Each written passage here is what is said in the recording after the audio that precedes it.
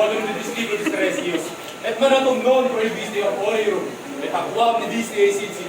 Nagalang-galang na alkalde, mga napakabanal na pari, mga Kristiyano, mga kapatid Yesu Kristo. Totoo, Ginoong Alperes, nagapili nila ang kapuni sa taas sa pamamagitan ng isang krus na kahoy bilang sandata. Natalo nila ang kapunang kadiliman sa pamamagitan ng at ang himalaklikang ito ay tulad ng paglikha kay Diego de Alcala. Magnum remadebut, magnum etiam si parbo punitor, item parba remadebut parba etiam si magdubsita.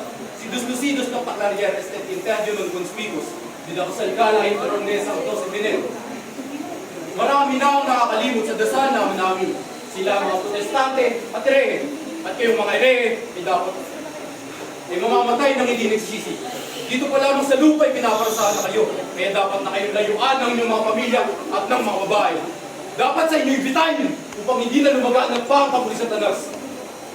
Winiga ni Jesus ng isang bahagi ng katawan na naahatak sa kadiliman ay dapat pinuputol at inatapon sa kahoy.